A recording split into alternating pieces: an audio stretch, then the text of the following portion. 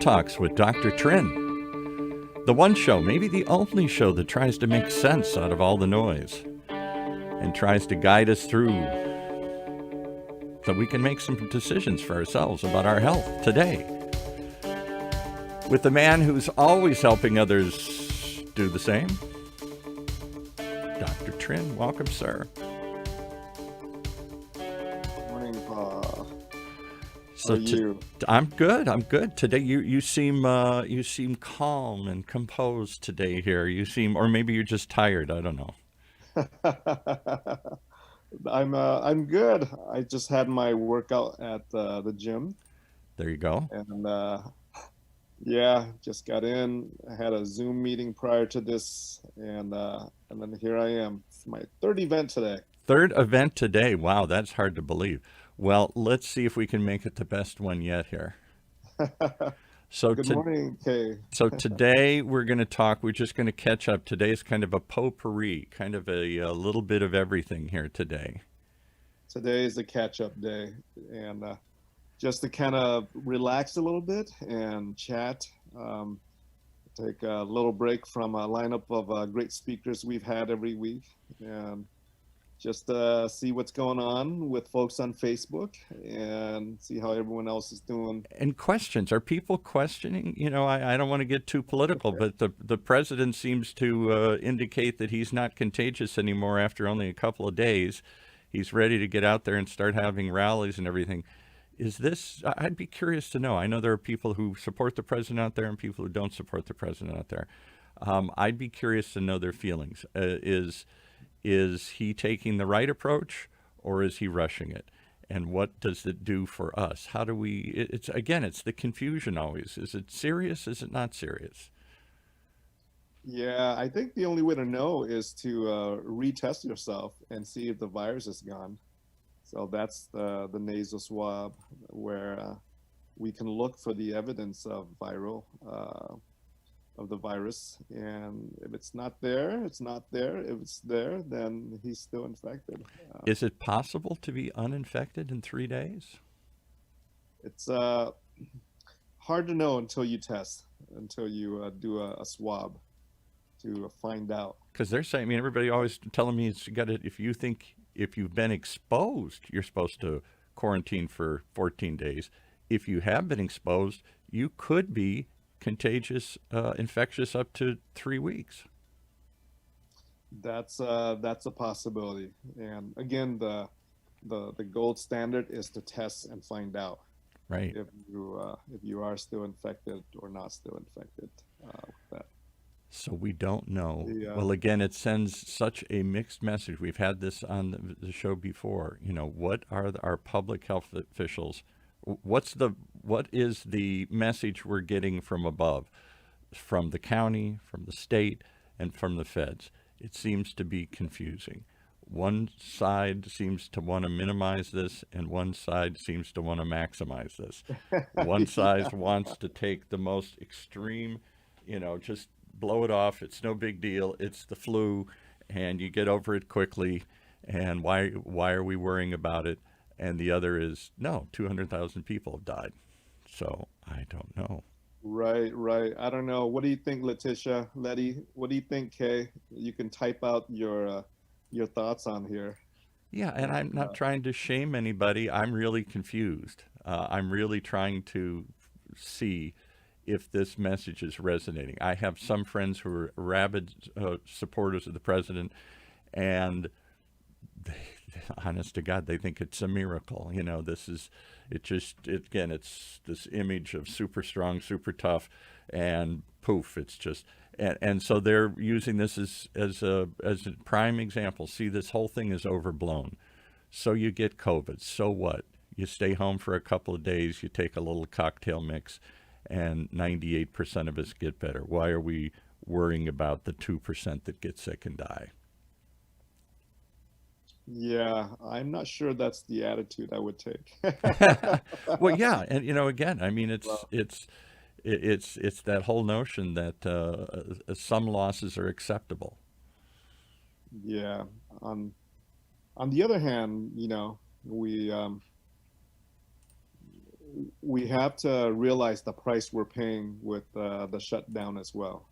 Yes, And there's no question about that too. There's some points about, yes, did I see something? I think the vice president said the other night, I don't know if that's true, that 1 in 4 or some shocking number of young people have considered suicide during this process or something. It was something yes, shocking like that. yes. The number of suicide attempts have gone up from the shutdown. The number of alcoholism has gone up. The number of domestic abuse has gone up. Um, so sometimes it's not just about the virus versus the economy. Hmm. Sometimes it's the virus versus other health conditions from being shut down. But when you have people that don't Yep. want to wear a mask or don't want to socially distance, that just want to roll the dice and say, you can't tell me what to do, so I'm going to do whatever I want to do, then how do we safely reopen? Because then you got people spreading it. That is a problem. Um, Sometimes I think we just shoot ourselves in the foot. It's like, if I think if we wore our masks and socially distance and do the right things from the start, Yeah, uh, we probably would have capped this yeah, right, earlier on. right. It's hard to say. I mean, I don't have the data behind that to prove any of that. But Well, but look what happened in other countries in Asian countries, where they've been used to wearing masks because of either pollution or previous um, epidemics of things. They've had more exposure to some of this, and they're less individualistic. Let's put it that way. So they're less fighting for their own personal voice, my personal choice. Nobody can tell me what to do. They as a society follow edicts better than we do, right, and they're used to doing it. And they didn't have the runaway train in Vietnam, in Japan, and other places that you would have thought they would have for a right. variety of reasons. We've had Um, the runaway train. We've had the worst uh, fatalities as a percentage of population overall, and as a percentage of population, anybody in the country, anywhere in the world. so, what's happening in Brooklyn, Vivian? Type down what's happening in Brooklyn. I'm not quite following up with that. Giovanni Trung uh, says something. Says something. Yeah. He says, yet when asked directly if he had permanent lung damage, he said he could not speak out of it because of HIPAA. That's right. There is HIPAA. You can't really say what specific anyone's President Trump or anybody's health condition is due to HIPAA compliance. That's true too. But yet, don't So yeah, we have a right to know what our public officials are? I don't know where the personal privacy intersects with the public need to know. I mean, Wilson years ago. I'll give you a little history lesson. Woodrow Wilson got very sick when he at the end of his term, and I believe had a stroke, mhm, and they hid it from the country. They didn't want anybody to know the president was incapacitated. And his wife really kind of ran things for a long time. He was extremely incapacitated. I think he died shortly after leaving office. And after that, they passed what is it, the 25th Amendment or something, saying, never again. If a president's incapacitated, we don't want somebody in a coma. There's got to be a way to right. pass the baton on to somebody else here. And so they set a process, even if the president is unwilling to or unable to transfer power, that's too important. Um, Yeah. Vivian says in Brooklyn, they won't wear masks, so they close all the synagogues. And now they are protesting and rioting. yeah. Wow. I got to look up what's going on in Brooklyn there. Yeah, that's actually true. I read that this morning that the Orthodox Jewish faith, of which Mhm. there are many in that area, have come out and protested loudly that they shouldn't be shut down. I didn't know they weren't wearing masks. I didn't know why the religious services are being shut down. But I I Right. saw locally here, where I'm a Catholic, some Catholic priest here locally is suing the state of California to reopen. It shouldn't be up to the state to tell the worshipers whether they can gather or not. It's up to them to figure out. And I guess that goes to the nature of it.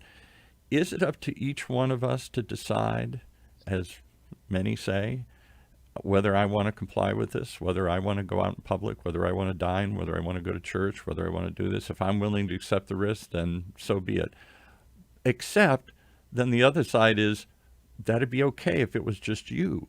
Mhm. But you, in so doing, may be infecting others, even unknowingly. You think you feel fine, so you're going to go about your daily life and not wear a mask and not distance and do all these things. And yet, in so doing, you're spreading the disease. At what point does your own personal freedom come in conflict with the rights of the many? That's always the Right, challenge right. here in this Yeah. country. We Who? have an Alzheimer's questions from Patty and Donald saying, "Hi, Dr. Trinh. What's the single most important thing to do to help avoid Alzheimer's?" There's Mm. more than one thing to do to help avoid Alzheimer's, but what you can do is, email me, shoot me an email, and I will send you an ebook on the things you can do to minimize your risk for Alzheimer's. Mm. So shoot me an email, and I will email you an ebook for that, because there's more than one thing that you can do, but definitely plant-based diet is huge to minimize meat, minimize sugar, and move toward a plant-based diet. The second biggest thing you can do is exercise, getting at least half an hour a day of some type of physical activity to get your heart rate up and to get the circulation up. Those are the two big things. Just move, physical exercise, and move toward a diet that's more plant-based. How Is my much of it is just in your genes, though? There's nothing you can do about it. There is a gene. There is an Alzheimer's gene. There's more than one Alzheimer's gene. The most popular one we know is the ApoE4 gene. Hmm. And for those you are interested, if you have the ApoE4 gene or not, that can be tested through a national organization called 23andMe. You Wow. guys remember Okay. 23andMe? No, I never heard of that. Yeah, 23andme.com, I think. Uh, I think they're the same group behind Ancestry.com, Oh where you yeah. can look for your ancestry and see if you're Norwegian or some other, Right. based on your genetics. They also do, I believe, 23andMe, and the Alzheimer's gene is in there. It's the ApoE4 gene, but the gene does not play the most important role in whether you're at risk or not for Alzheimer's. The gene plays a smaller role with that. Okay. So, if we do have some genetic predisposition for it, is there something extra you can do, or is it just the luck of the draw? You're going to get it.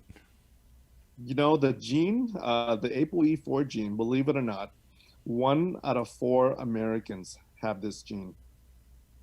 1 out of 4 Americans have this gene with that. Wow. Wow. Yes. Oh, interesting. I don't know why the screen looks like this. Yeah, I lost the screen there for a second. I was screwing around with Okay. it here, All so right. Come back. I'll bring it back. Sorry, guys. Here, I was trying to Yeah. do something Nancy clever. Nancy says our Catholic Church has been doing mass at a beautiful outside altar. I've been a lector many times. Nice. Yeah, having church outside is kind of cool, Nancy. What church is that? I'd like to go because I don't think my church is doing anything outside, and I keep thinking, why not do it? Clearly outside is safer because it's hard for the germ to travel very far, right? The breeze, the wind, the Hmm. distance. I'd love to know what church is doing that. Yeah, type in the church, Nancy, and so we can send Paul to go and Go to mass. It's been a long time since I've been to mass because I just am yeah. worried about being close to people. And they say again that church and football games and other things, anything where you're not just packed together, but you're projecting, you're yelling, you're singing, you're shouting, you're praising, whatever. You are propelling these little aerosols further into the air as opposed to where you're just sitting there dining quietly, right? Right. Robert says, I do not trust any DNA testing entities. Really? Yeah. Really? Well, you wonder if where your DNA results go to and if it's secure and Oh, I see. He doesn't try. It's not that he doesn't believe in what they or tell him, but he doesn't feel safe about the or if process. it's going to be sold. Sold. Oh, that would be. Did you know that 23andMe was sold to a pharma company who now owns it? You're kidding.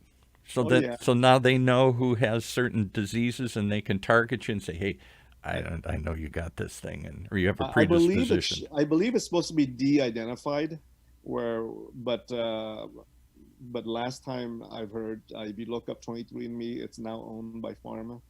Can I give Uh, you one of the most shocking? I went to law school for a year many years ago, and the most uh, shocking thing I discovered, most Americans don't know this, there is no right to privacy.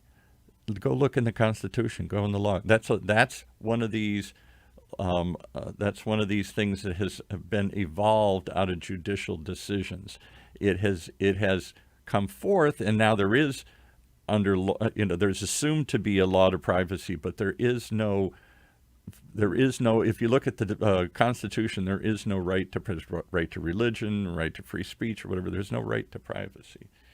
But that's the- we have created a right out of judicial rulings, and right. we now wildly believe that I have the right to privacy, and they have created actual laws now, HIPAA and other sorts of things to enforce that. But the Yes. underlying principle is not there. It wasn't something our forefathers That's very thought about. interesting. You would think it's just a natural right that we should have that right to privacy. And I don't know We if like, maybe that's the ruling, but it's people are always slamming judicial rulings that create laws. That's the biggest one that's been created through the years. There was no right to privacy ever in the very Constitution. interesting. Nancy goes to Santiago de Compostela in Lake Forest Church. She's a lector there. So I'm Okay, going to send Paul to you, Nancy, because he's got a litany of confessionals that I he needs have. to, I got a he's lot of been sins to confess a these lot of days. sins since March. If he hasn't been to church since March, it's a ton. He may have to go multiple I may have times. to go multiple. I have to tell them to So, hold up the line out there. Here, I gotta. It's gonna take a while, folks. oh yes, yes. Robert says, didn't the CDC state that COVID is airborne? And uh, and yes, I did see a report that CDC mentioned that COVID is airborne, and so the virus can stay in the air for a few hours Really floating around. and just floating around, especially if you're indoors. It's scarier, right? Yeah, Um, the if you're outdoors and there's wind, it just kind of blows that virus away if right, it's a windy day. Which is why it's recommended to do everything outdoors. It's why we recommend that you eat outdoors if you're at a restaurant, right, eat outdoor dining, right? right. Because you have that air, you have the wind, and it blows away any potential virus that's hanging around.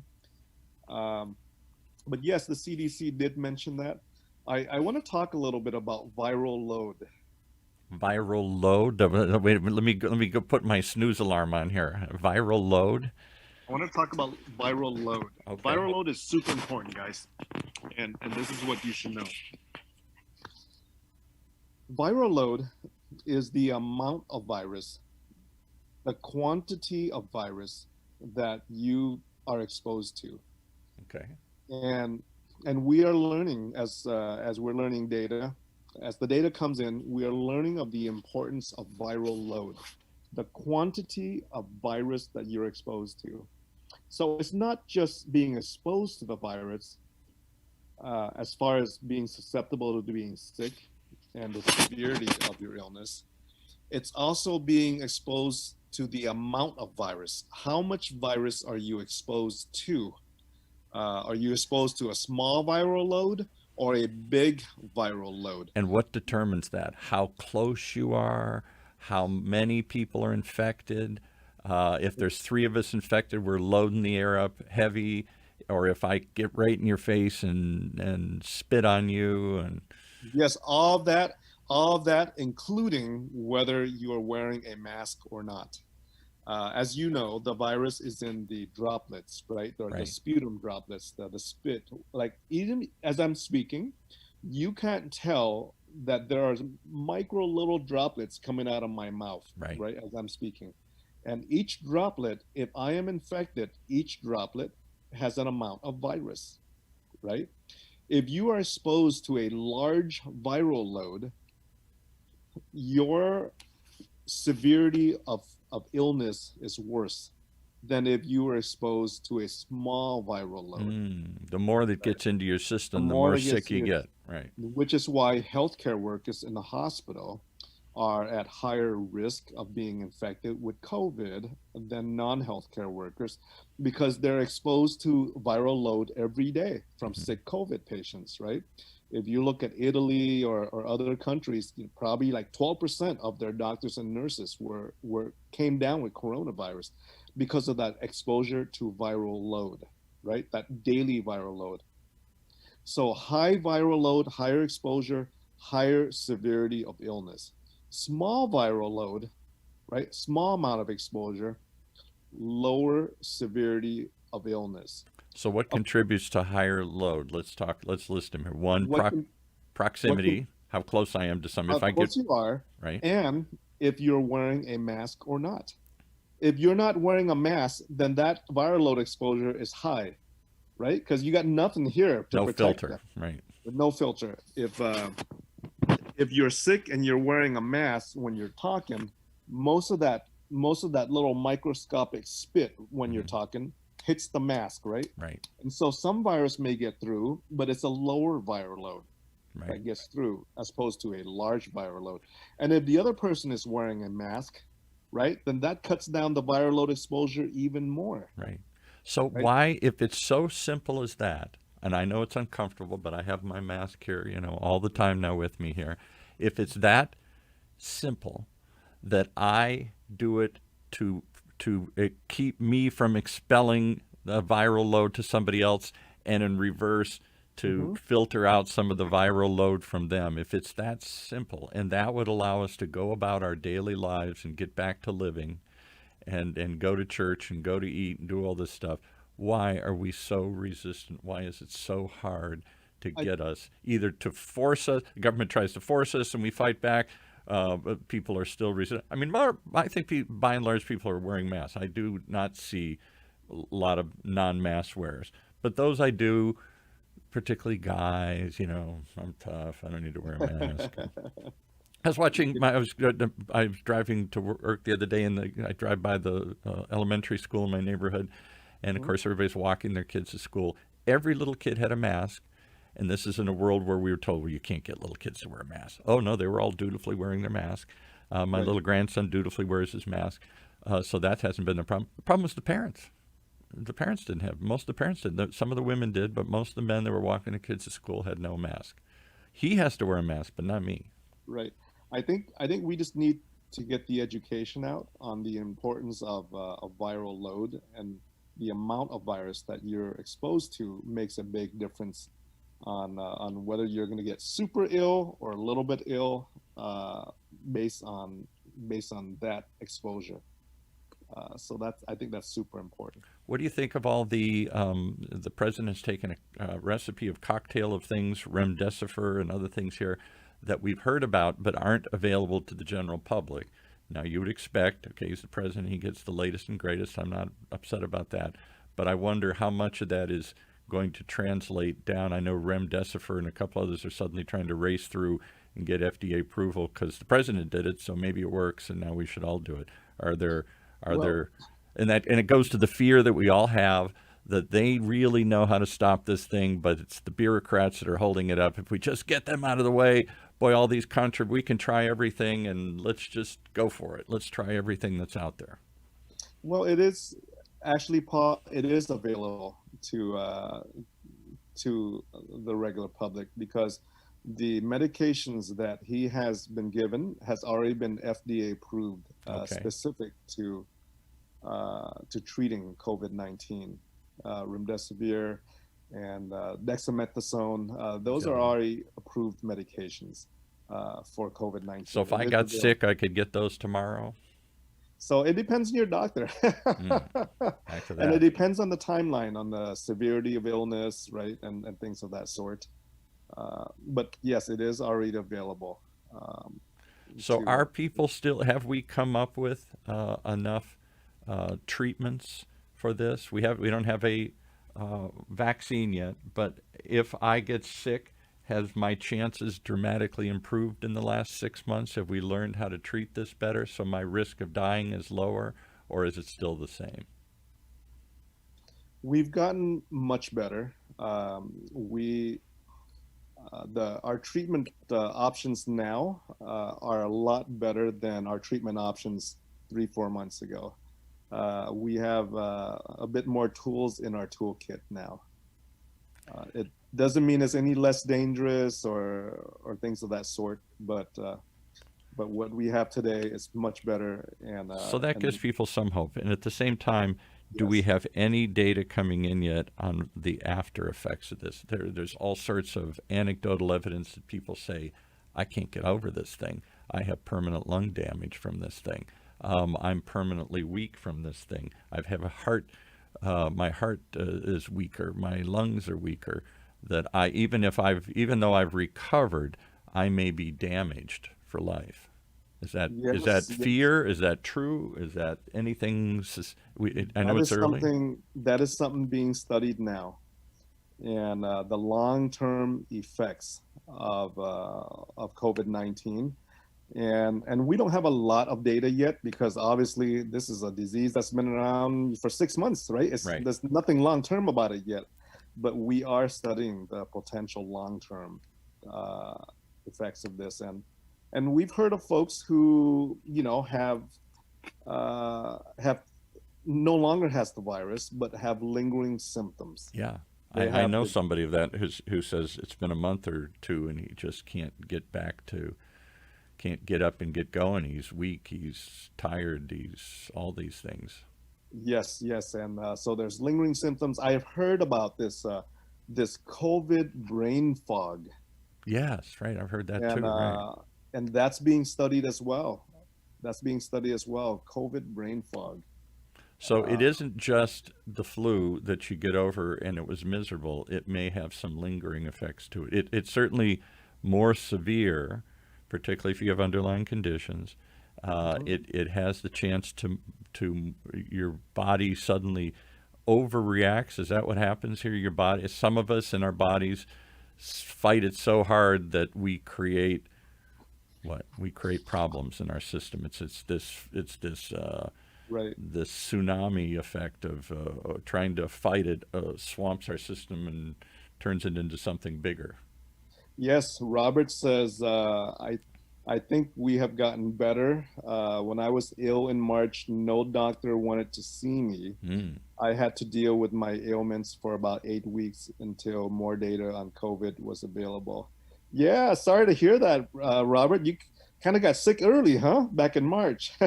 And so there's somebody, if he's willing to share, does he feel he has any lingering symptoms, or is it just gone away?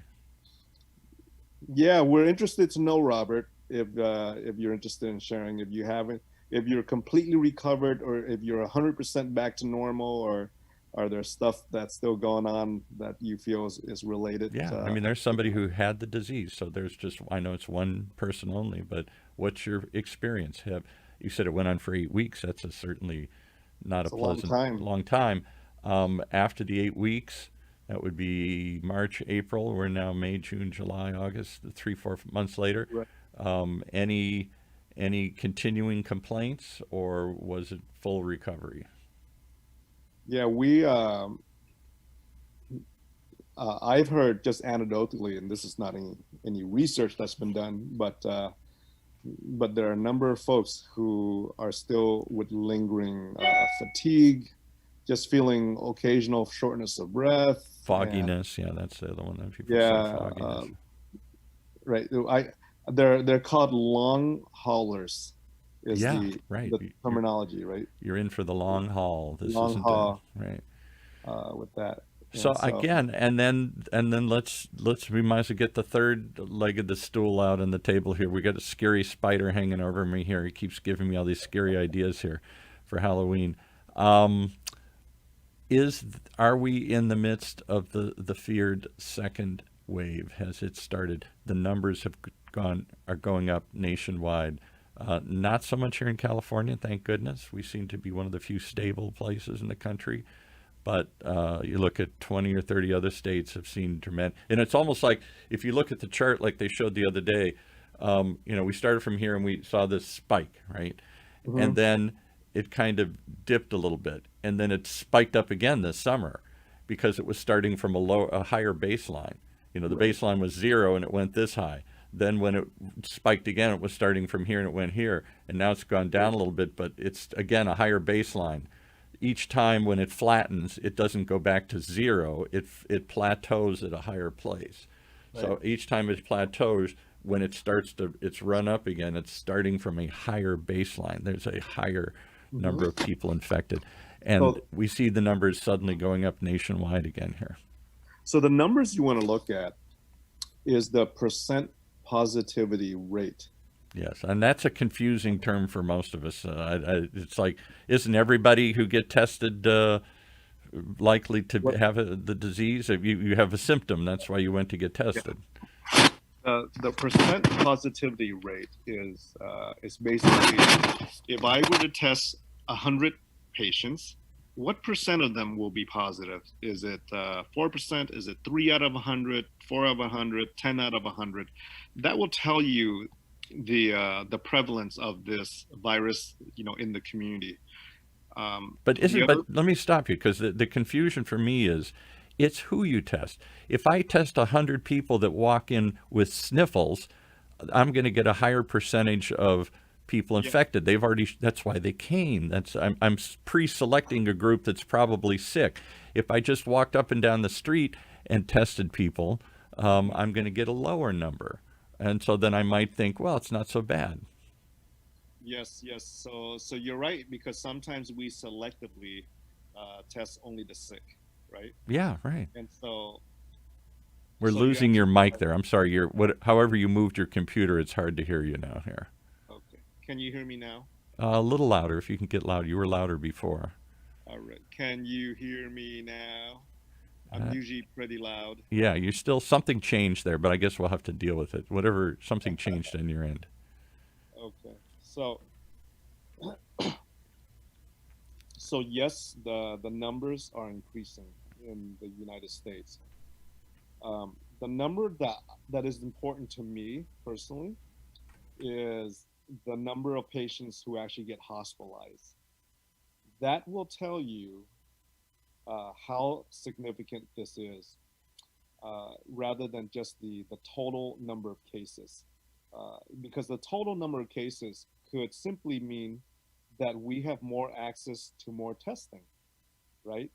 CVS is now testing. You can go to Rite Aid, or you Yeah, can go. right. Everybody's testing. Yeah, So, everybody's so testing, if right? if everybody's testing, the total number of cases will rise, right? Right. So, so if you want to see the severity of this, you want to look at hospitalizations. Are hospitals starting to fill up again with COVID patients? Right. Right? Are ICU beds starting to fill up again with COVID patients? Those are all the markers that I am especially interested in. And what do you see when you look nationwide or locally? That's right. And so a little bit early, obviously the number of cases is rising nationwide. That is concerning. That is alarming, obviously. I just don't know how much of that is due to better access to testing. Like right now, we have, the Anaheim Convention Center. You can drive through, get tested, not get charged.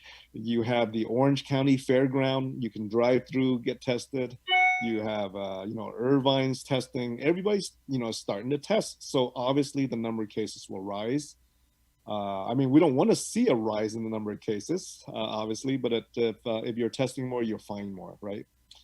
But at the same time, we do want to find out the number of the testing positivity rate, and the fact that we want to keep a close eye on our hospitals.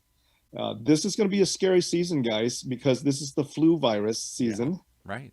This is the flu virus And season, how do you know and whether you got the flu or COVID? Because they seem the yeah, same. I got runny nose. I got a sore throat. I got all these things. I'm coughing. I'm sneezing. Is it the flu or is it COVID? right, right. And so anyway, so that's kind of the scary part, whether you get the flu or COVID. And Now, good morning, Edna. on the positive note, I keep thinking if we are all wearing our masks, if we're all going around like this, Right. um, won't that cut down on the flu as well? Won't this be Yes, a yes, it byproduct? should. It should. If we're all masking up, it's going to be the same prevention for the flu. So I am going to be super curious to see if this flu season we see a drop in the flu Hmm. uh, infection compared to previous years. It'll be really I interesting to would see. think we would if as long as we stick to Right. this. We're not only going to slow down COVID. We're going to slow down the spread of the flu. I would think. Yeah, we'll find out. Right, we should. Good morning, Sharon. Good morning, Grace. Robert says, I waited too long to get a test. When I was finally tested, I was negative. I don't feel like 100%. Uh, See, yeah. PSR testing was not offered to see if I had antibodies. Okay, very cool.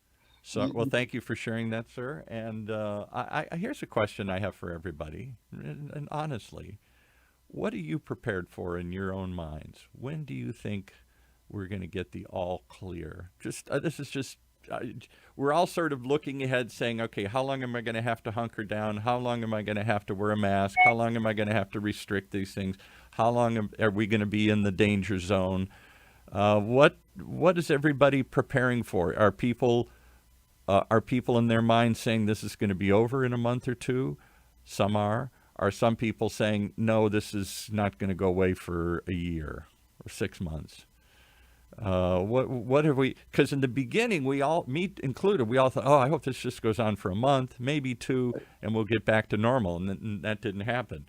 It was much longer and more severe than we had mentally prepared for. So, what is everybody mentally prepared for? Now, I'll tell you my answer.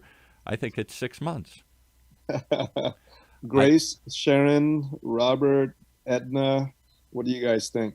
You guys, Paula's on here, Patricia. I'm voting for. I'm rightly or wrongly.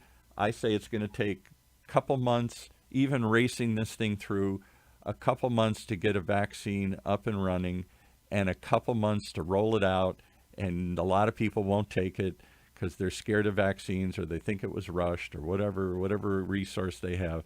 And until we get through the normal flu season, which is February, March type of thing, and then we'll take a look at it and see if it's still floating around. But I think it's 6 months. Paula says long haul until vaccine. Yeah. Hey, I have a question for you guys here. If the vaccine came out next month, November, right? How many of you guys here would take the vaccine? It's a tough question. How many of you guys here would take the vaccine if it came out next month, November? How many of you guys here would take it? Let me know if you take it or you won't take it. I'm Yeah. curious. Vivian, Paula, Grace, Sharon, Robert, how many of you guys would take the vaccine if it came out And next it month? goes down to this. There are some of us that would take any vaccine anytime. Give me the experimental drug. I'll take it. I'll try it. I don't care if it's not proven yet. I'll take anything. And then there are people at the other extreme that I won't take it even after you tell me it's safe because I still doubt it. I still fear it. Yeah, how many of you guys type in the chat box? So Robert says, I must admit I do not have faith in a vaccine due to a rush process. Yeah. Lori says, I would take it. Okay, cool. What about the rest of you guys? How many of you guys would take this vaccine if it came out next month? And How about you, what would you Doctor? do, Paul? Would you take it? I don't know. I be honest, I don't know. My first impulse is to try things, so I'm a little more open to that. But I too am worried that we're racing through the gate too fast for political reasons. We're trying to. I'm sorry, I'm not a Uh, supporter of the president. Everybody kind of gets that, but I think he's trying to race it through, not out of any concern for the public, but for concern that he can say, there, I for the carry election. for the election. Yeah, I mean, it's all geared around the election. If there wasn't an election, we wouldn't be in such a race to do this thing. Let's see here. Let's see here. Maybe I'm wrong. Maybe this is he really is a good thinking person, and he's just trying to race it through for all of us. But it So seems. Shirley says, Robert, I totally agree with your view on length of time. Vivian says, whenever the vaccine is available. Um Sharon says, I like what he said about 2-for-1. COVID, uh, flu, COVID, not until doctor stamp of approval. Vivian says, if approved, I'll take it. Paula says 50-50. Okay. Yeah, I'm 50-50. I'm with you, Paul. Yeah, Paul and Paula are the same. Paul and Paula are you and feeling the same way here. Paul and Paula are voting the same way, Yeah. 50-50. Sharon says spot on. And so very interesting. Yeah, it is. It normally takes us a few years to get a vaccine out. Yeah. This has been what, 6 months, but they've been working on it. I think earlier than that. They've been at least And I thinking about appreciate this. that you can always speed things up. I understand there are ways to cut red tape, but do you cut safety? Is it Right. God help us if we throw this thing out there and find out it has horrible side effects, or it's not as it doesn't do what it's supposed to do. It doesn't have a real high effectiveness rate here. Right. If either of those happens, if this doesn't really work, or it causes people are getting sick because of it, you're going to see just holy hell. People are going to just say, "Oh Yes. my God." Robert says, I'll take it when Dr. Trihnh says it's okay. There you go. Well, so what would you do, Dr. Trihnh? You're So, our guru so Robert, I got the vaccine spray right here. Come on over. And you don't have to give yourself a shot. You only have to spray it on you like this. Wow, that's Yeah. perfect. Look at that. I'm, He's I'm, safe. I'm spraying I'm spraying the vaccine. I hate to say this, but your face just changed color as you did that. So I don't know Really? if that's a side effect. It's a one-person COVID test experiment here. I'm spraying So myself. you're like the two candidates last night. You're avoiding the tough question, Dr. Trihnh. If you personally, if they said, here it is, we're not sure, we've rushed it out, ta-da, here it is, would you be the first in line to take it, or the last in line to take it, or in the middle of the line? Oh, Robert says, is this holy water? It could be. Let me spray you guys with a little bit of holy water. It's kind of like telemedicine. Yeah, right. It's like telemedicine, except it's tele-church. Okay, I'll take it. This is holy water going through my screen at you right now. Oh, no, I think I made it all wet. You did. Now you made the screen wet here. Hold on. Let me... So I still haven't heard, Dr. Trihnh. Would you be? You're a clinician. You would be, I would think, one of the first to take anything. You'd line up and take anything just because you'd want to see what had happened. You'd use your own self as a guinea pig. Or would you be hesitant to take Okay, I'll something? tell you guys exactly what I'll do. Okay. If there's a vaccine that says it's been approved, the first thing I would do is I would look at the clinical trial myself. Mm. I would look at the data myself, and because I'm in the field of clinical research, right? I would look at the data myself and evaluate it. I will obviously talk with all my physician colleagues. And I want to see, what the CDC says, Dr. Fauci, but specifically because I'm in the field research, I want to look personally at the data. And what I personally want to do? I want to let you try it, and let's remember these other people try it, and then I want to sit back and see what happens here. I want see to what happens to me first. Okay, Yeah. Great. I may try it on one of our Dr. Trihnh health talks. I may just get the shot in front of me. Yeah. And you can watch me We'll like, watch I don't it, know, turn zombified or drop dead or maybe not, right? And you can watch me get the shot, and if they even allow that, right?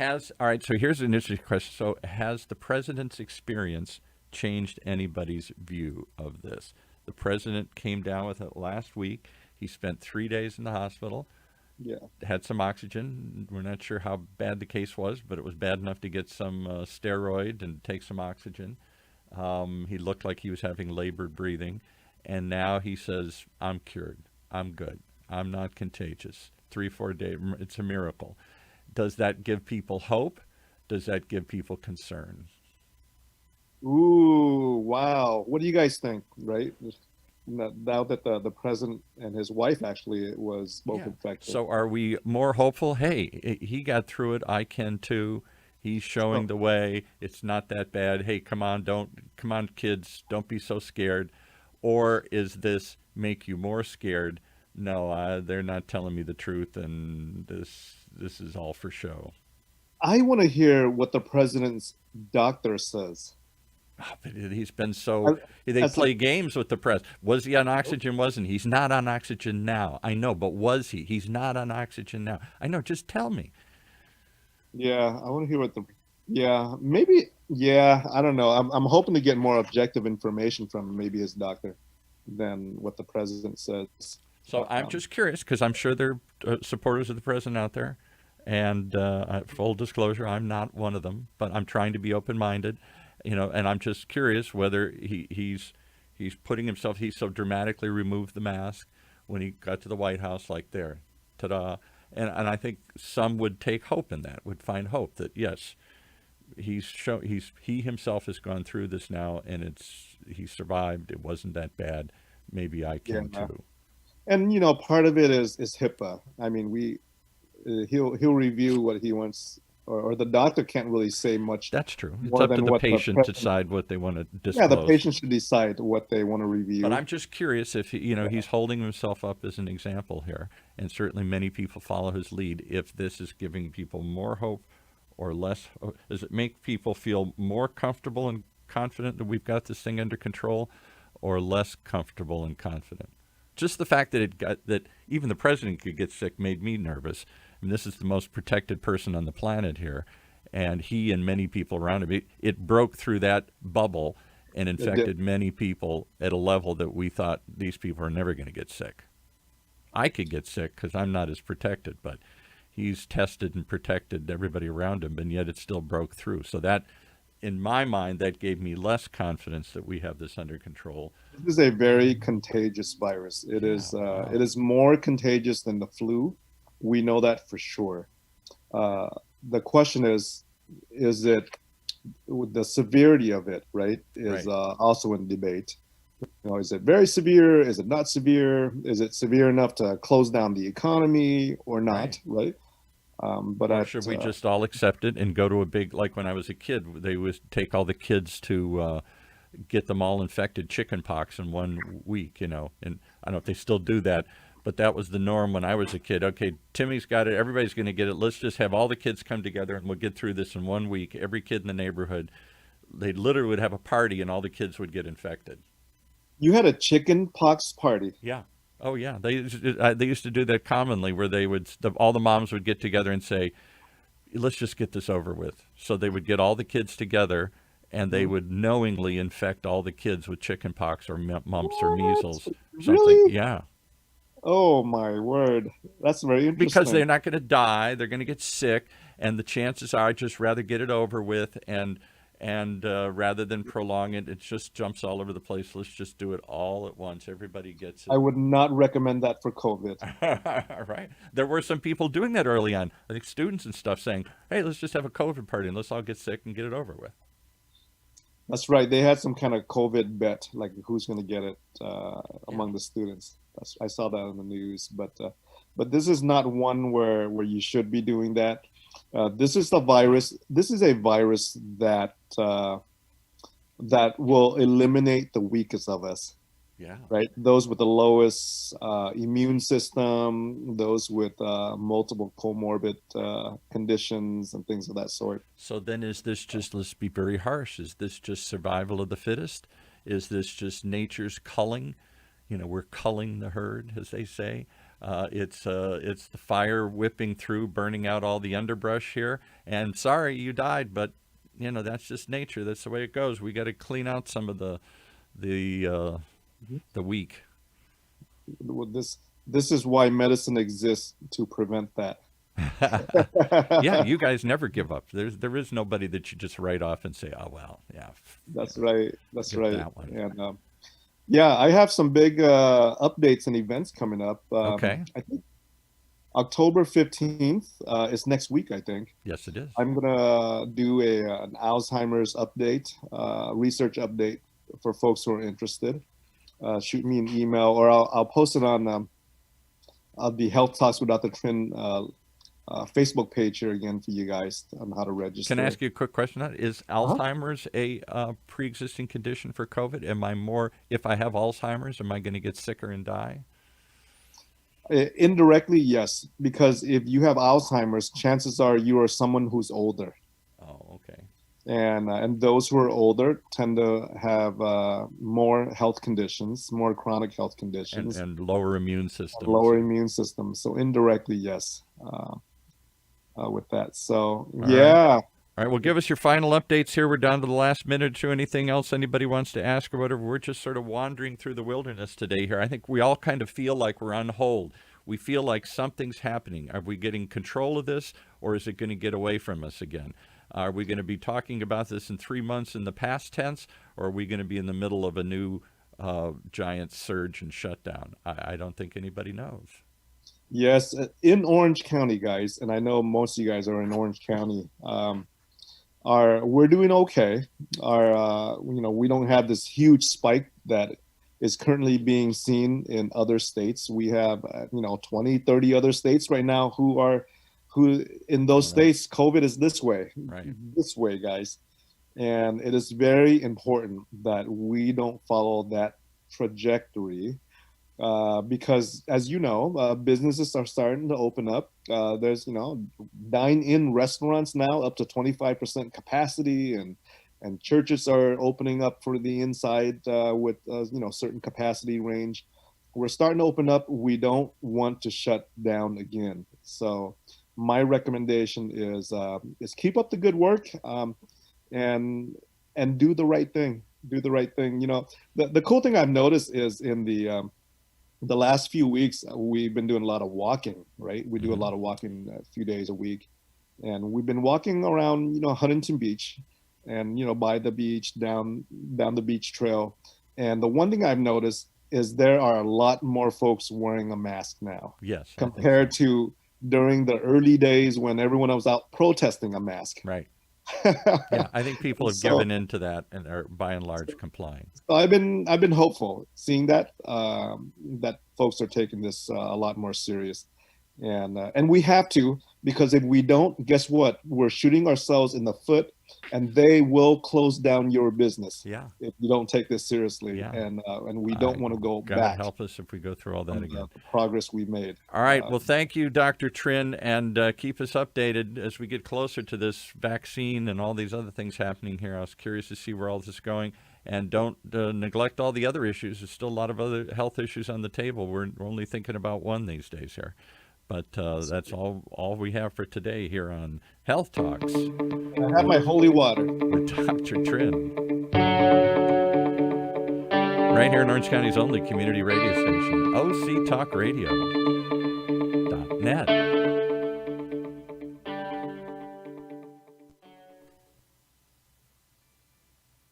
Imagine what it would feel like to lose everything. Your job, your home, your family, your dignity. This has happened to thousands of the men, women, veterans, and young adults we serve at Working Wardrobes. What do we do to help? We provide career development services, life skills workshops, job skills training. We provide the perfect interview outfit, and we get clients placed in jobs. Call Working Wardrobes, 714-210-2460. Donate